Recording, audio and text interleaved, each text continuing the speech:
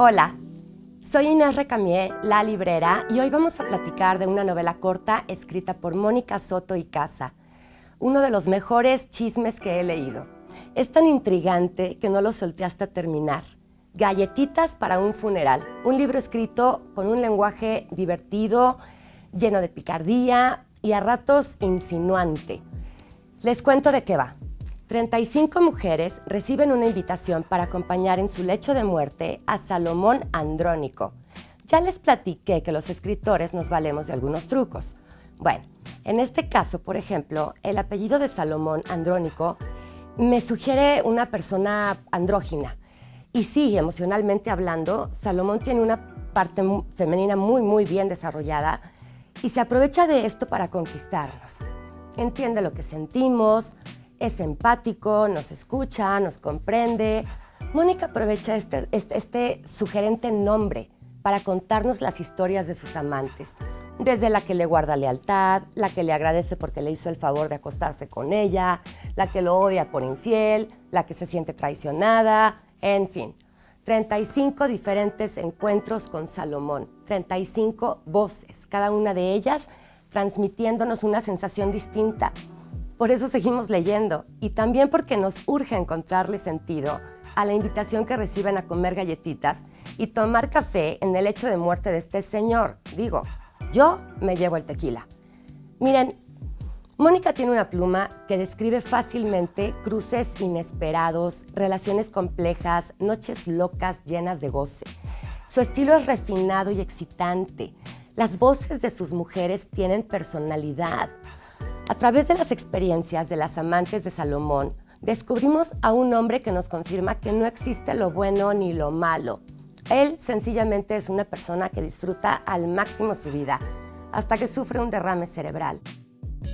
Mónica escribe literatura erótica, es editora, columnista, bloguera y poeta. En lo personal, su poesía es lo que más disfruto. Tiene talleres en línea, algo que tenemos que aprovechar en esta pandemia, ya sea que nos guste escribir o queramos aprender algo nuevo. Pero bueno, vámonos al morbo. Sus redes sociales están llenas de fotos sugerentes y cada vez son más atrevidas. Mónica es una autora irreverente y como yo soy bien chismosa, le pregunté de todo. Les cuento, es una mujer provocativa y lo disfruta. Hace un par de años una persona empezó a acosarla. Le mandaba correos, mensajes y todos ellos incluían información muy personal. La denunció. Se tardaron en encontrar a la acosadora. Sí, así como lo escuchan, una mujer y además muy cercana. Obviamente Mónica no presentó cargos. ¿Te imaginas estar en una reunión platicando tu vida con una acosadora? Digo, es como en las películas. Ella cree que esta mujer se puso como objetivo hacerle daño. No sabe si fue por algo que dijo, que pudiera incomodarla. Yo lo que digo es que puede ser tan simple como un caso de envidia. Su propuesta literaria está enfocada en el erotismo. Ella quiere rescatarnos del día a día, del aburrimiento, y que recuperemos nuestro cuerpo de forma natural. Recuerden, el placer produce alegría y es un gran recurso que nos estimula y del que nos estamos perdiendo. ¿Por qué? Ya se los expliqué en el programa que hice de la icónica novela Emanuel. Sigo con Mónica. Encontramos una prosa ligera y experiencias sexuales y amorosas que bien podrían ser suyas, porque ella escribe desde la pasión. Sus protagonistas se revelan a estereotipos como el romance, el drama, la dependencia. Son mujeres seguras, decididas, dueñas de sí mismas. Mónica quiere que vivamos una responsable sexualidad, que sea divertida, que seamos libres. Ella dice que le gusta convertir a los hombres en poetas, así o más sensual. Sus fotos en redes sociales son igual de provocativas que sus libros. Le pregunté por qué se expone de esta manera y me respondió: Inés, a mí me gusta mirarme a través de los ojos de personas que viven de mirar, porque los seres humanos nos conocemos a través de la mirada del otro. Además, soy exhibicionista por naturaleza, así que saber que otros disfrutan mis fotos es muy erótico para mí. Ella vive una sexualidad libre. Nada le impide tener las aventuras que se le antojen.